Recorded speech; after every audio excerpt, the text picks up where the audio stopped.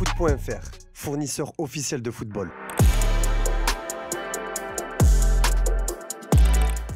Salut à toutes et à tous les amis, Foot Mercato vous adresse ses meilleurs vœux pour l'année 2025. Continuez à nous donner de la force au quotidien, on vous promet de très belles choses pour cette nouvelle année. On attaque sans plus tarder avec le dossier qui a animé la dernière journée de l'année 2024, le cas Dani Olmo. À l'heure actuelle, l'Espagnol n'est plus un joueur du FC Barcelone, tout comme Pau Victor. Vous pouvez aller faire un tour sur le site officiel du Barça, vous ne trouverez aucune trace des deux joueurs puisque la Liga a désinscrit ces derniers. Le FC Barcelone n'a présenté aucune alternative qui, conformément à la réglementation de contrôle économique de la Liga, lui permet d'enregistrer n'importe quel joueur à partir du 2 janvier, a indiqué la Liga dans un communiqué publié hier soir.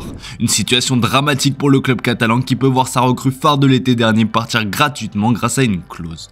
Comme on vous l'a indiqué, de très nombreux clubs sont évidemment à l'affût, en même temps qui ne seraient pas intéressés par un joueur de ce calibre gratuit qui plus est. Mais en dépit des rumeurs, Dani Olmo aurait décidé selon son agent Andy Barra de rester à Barcelone malgré l'impossibilité actuelle de jouer en Liga. Je peux annoncer que la décision prise par Dani est de rester à Barcelone. Nous n'envisageons aucune autre option ou club. Dani Olmo veut jouer pour le Barça et son désir est très clair, a-t-il expliqué au journaliste Fabrizio Romano sur le site Give Me Sport. Sur ses réseaux sociaux, l'intéressé a publié une photo de lui et de ses proches avec la description suivante: It's 2025 time avec des cœurs aux couleurs des coulées. La question désormais est de savoir jusqu'à quand est-il prêt à patienter et surtout si le Barça arrivera à trouver une solution. En Catalogne, on estime qu'on a encore jusqu'au 3 janvier pour régler cette situation après avoir déposé un recours auprès de la fédération espagnole comme l'explique Sport. Le club aurait donc selon lui encore quelques jours pour travailler sur ce dossier et pour compléter cette vente des places VIP du Camp Nou qui rapportera suffisamment d'argent pour enregistrer ces deux joueurs. Mais tout ça c'était avant la bombe dévoilée par le journal AS qui laisse penser que cette solution ne sera pas suffisante. La fédération espagnole de football suivra la ligne fixée par le patron de la Liga, Javier Tebas, et ne répondra pas favorablement à la demande de Barcelone. C'est le règlement et c'est le Barça qui aurait dû respecter les règles, explique en substance une source de la RFEF à AS. En termes d'image sur le plan sportif mais surtout d'un point de vue financier, le départ de Dani Olmo serait une véritable catastrophe. Comme l'indique Sport, ce serait une centaine de millions d'euros de perdus. Il s'agit d'abord des 48 millions d'euros du contrat du joueur puisque le Barça devrait lui régler l'intégralité du salaire de son contrat qui court jusqu'en 2030. En plus de ça, les Blaugrana doivent aussi continuer de payer le transfert du joueur recruté 60 millions d'euros l'été dernier. Bon, parallèlement à tout ça, la direction du Barça est sur le point de boucler une recrue. Oui, ça a l'air assez fou alors que le club catalan ne parvient même pas à garder ses recrues du mercato précédent. Bref, selon les informations de Relebo, le défenseur central allemand Jonathan Tah est sur le point de s'engager avec le FC Barcelone. Les négociations sont bien avancées et un accord est sur le point d'être conclu pour qu'il débarque en Catalogne en juin au terme de son contrat à Leverkusen. Qui dit nouvelle année dit vœux et Kylian Mbappé a formulé les siens pour cette année qu'il espère remplie de trophées collectifs et individuels. Dans des propos rapportés par les médias officiels du club, il a annoncé ses objectifs pour 2025. L'objectif est d'être plus fort et heureux en 2025. Quand tu joues pour le Real Madrid, tu dois lutter pour tous les titres et rendre heureux tes fans. Nous voulons écrire notre histoire et écrire la grande histoire du Real Madrid. Maintenant, il y a la Super Coupe d'Espagne et on va travailler pour la gagner. On veut aussi la Liga et la Ligue des Champions, a-t-il prévenu. Vous noterez qu'il n'a pas évoqué ses objectifs personnels, mais nul doute que le Ballon d'Or 2025 en est un. Toujours à la Casablanca, comme on vous l'a expliqué dans le JT d'hier, la direction madrilène va tenter le coup pour Trent Alexander-Arnold dès cet hiver. Pour rappel, Dani Carvajal est blessé jusqu'à la fin de saison et c'est donc Lucas Vázquez qui est chargé d'assurer le poste sans véritable doublure.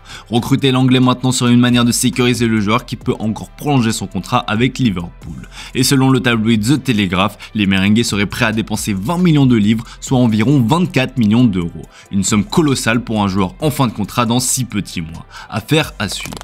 À Manchester United, les supporters espèrent que l'année 2025 sera bien meilleure. Ruben Amorim, fraîchement arrivé, le souhaite aussi de tout son cœur. Le coach portugais est déjà en pleine tempête mais tente de garder le cap. Il a expliqué en conférence de presse qu'il mourrait avec ses idées quoi qu'il se passe. Légende des Red Devils, Rio Ferdinand a pris sa défense. Dans un podcast cité par le Daily Mail et Record, il a ainsi déclaré ceci. Vous le regardez et vous vous dites, il a toujours l'air assez confiant sur le long terme. Il ne va pas changer ses idées sur le court terme et je suis tout à fait d'accord. Changer et revenir à ce qu'il se faisait avant, il ne gagnait pas. Alors pourquoi revenir à ce qui convient le mieux aux joueurs? Pour rappel, Manchester United est actuellement 14e de Première Ligue. Ruben Amorim a évoqué la menace d'une relégation pour créer un électrochoc chez ses joueurs. Toujours en Angleterre, il y a un match en ce 1er janvier, Brentford et Arsenal s'affrontent en ce premier jour de l'an, l'occasion pour les Gunners de redevenir dauphins de Liverpool. Bien qu'un peu distancé pour le titre, Mikel Arteta ne veut pas abdiquer pour autant.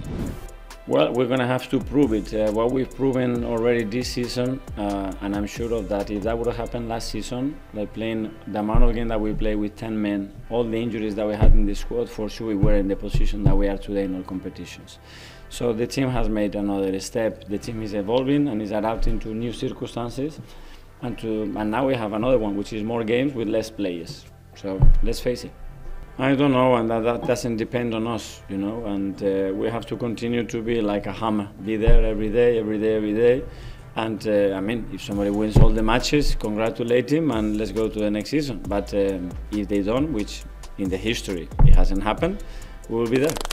Des nouvelles de Michail Antonio qui a quitté l'hôpital ce mardi après son grave accident de voiture début décembre. L'attaquant de West Ham s'en est finalement tiré sans trop de séquelles sur le long terme et va désormais effectuer sa convalescence chez lui à Londres. Sur ses réseaux sociaux, Antonio a publié un message très touchant. Il a tenu à remercier l'équipe médicale, son club de West Ham, ses coéquipiers et ses fans. Si sa saison est évidemment terminée, il a promis qu'il reviendrait bientôt sur les terrains.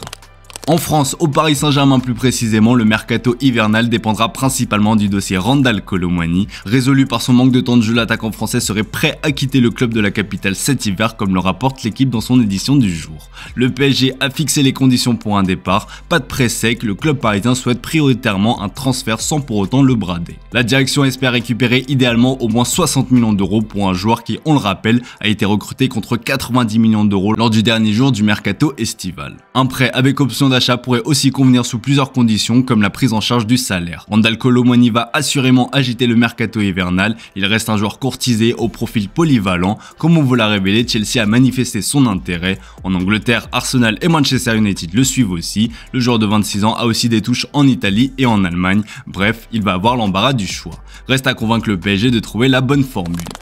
Première vente de l'Olympique Lyonnais cet hiver, dans un communiqué officiel, le club rhodanien a annoncé le transfert définitif de son attaquant Jefinho au club brésilien de Botafogo, membre du groupe Eagle Football. Le montant s'élève à 5,3 millions d'euros, assorti d'un intéressement de 30% sur un éventuel futur transfert, peut-on lire. Toujours au Brésil, il était considéré comme l'un des plus grands espoirs brésiliens avec Gabriel Jesus fut un temps, mais Gabigol n'aura finalement jamais passé le cap du football européen. Le joueur de 28 ans est rentré au pays après des expériences furtives à l'Inter et à Benfica. Il vient de signer aujourd'hui pour Cruzeiro jusqu'en 2028. Pour rappel, en mars dernier, il avait été sanctionné pour dopage avant de voir sa suspension être elle-même suspendue. Un nouveau départ donc pour le joueur. Allez, comme d'hab les amis, on se quitte avec l'image du jour et on prend des nouvelles d'un certain Mario Balotelli. Rappelez-vous, lorsqu'il était joueur à Manchester City, l'Italien avait fait scandale en mettant le feu à sa maison, en faisant exploser des feux d'artifice à l'intérieur de cette dernière. L'attaquant du Genoa s'est montré taquin en se prenant en photo cette année allongé sur plusieurs cartons de feux d'artifice en mentionnant le club mancunien. Bon, rassurez-vous, il a appris de ses erreurs, il a fait ça dehors, cette fois-ci je vous laisse mater ça. Encore bonne année à toutes et à tous la team, merci de votre fidélité, à demain pour le retour de la revue de presse sur Foot Mercato.